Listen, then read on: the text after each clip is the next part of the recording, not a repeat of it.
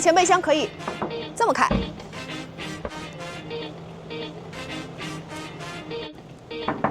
这么关。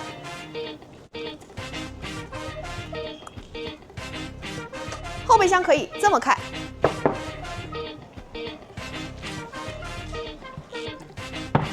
这么关。朋友们，今天带大家来静态抢先体验一下我身边这台极狐阿尔法 T7。这台车应该算得上是目前20万级 SUV 里面硬件堆料最狠之一了。但是呢，我发现一个有意思的点啊，就是它把料都藏在了我们不容易看见的地方。那今天呢，咱们就一条视频带大家快速体验一下。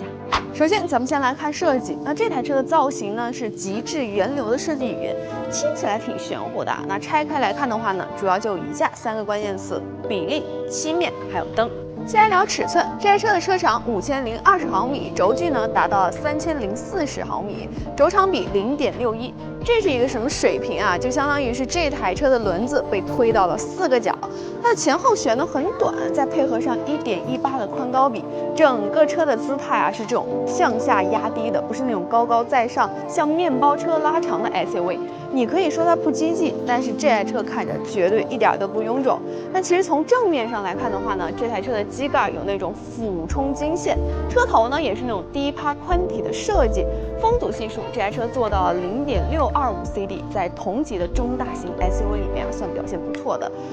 注意看这里，翼子板上的刀锋风道是真的，不是塑料装饰，可以通气，给刹车散热。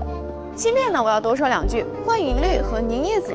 这2个颜色都用了7种特效颜料，光线扫过去的时候呢，颜色是会流动的，饱和度非常高。不得不承认啊，极狐的漆面质感呢，确实是100万级的水准，这也是极狐在颜值上最舍得花钱的地方。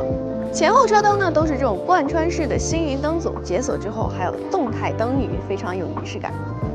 当然，一台合格的家用 SUV 后备箱一定要足够能装。这台车的后备箱标准容积就645升，什么概念啊？4辆折叠自行车竖着放起来都没有问题。而且它有一个小彩蛋的环节，就是啊，它还有一个200升的前备箱，这个是同级里最大的，不仅带独立密封，可以放榴莲、生鲜这些容易串味的东西。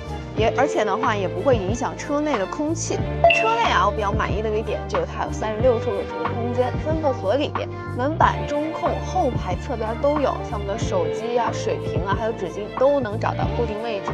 那其实座舱的话，最重要的还是要看智能化，核心呢就看3个东西：芯片、屏幕还有交互。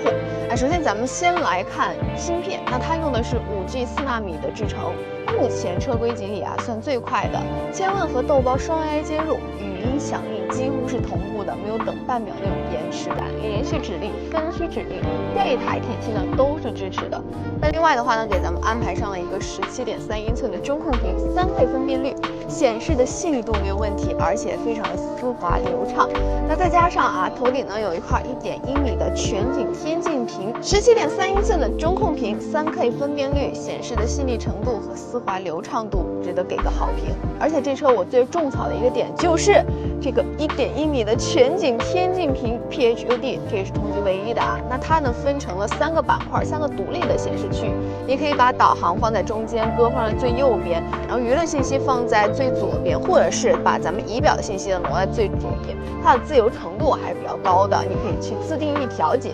那同时呢，车内这个灯光的氛围感啊，也是做得很好。256色的氛围灯带动态主题，星光发光面管，点亮之后有环抱的效果，再加上国家大剧院联名的21音扬声器，配合上座椅激励器，低频震动的时候呢，它会直接传递到我们的身上，这个体验你别说，还挺新鲜的。另外值得说的啊，就是刚才我一上车就发现的，在它方向盘右下角有一个一键 BOSS 模式。按下去之后呢，动力响应就会变快，就这个红色的小点点。虽然说今天咱们是静态体验，但这个设计我觉得还是值得跟大家提一下的，因为在同级里面并不多见。后续我们会把这台 T7开起来，带大家感受一下它这个运动模式到底有多快。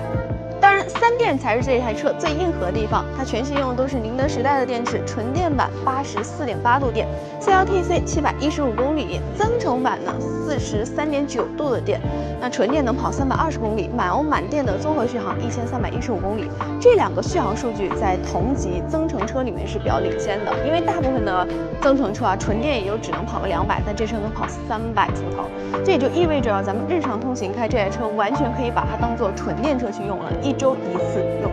，1周充1次就够了。同样呢，它全系用的都是800伏平台3C 快充倍率，30%充到80%，只用15分钟，10分钟就能补能270公里，15分钟补能370公里，而且它是不挑桩的，也就是说普通的国标400伏的充电桩上啊，也能跑满功率。这一点的话呢，我觉得还是很实用的，你不需要再到处去满地找那个超充桩了。那同时呢，在能耗控制上，电驱的最高效率这台车达到97.4%，碳化硅的 SiC 电控方案是标配，风阻系数0.265 CD 呢，也有助于它的续航。再来看车顶，也是这台车的杀手锏了。那这台极狐阿尔法 T7 呢，用的是华为乾坤 ADS5 Pro。27个感知传感器，那包括1颗隐藏式的激光雷达，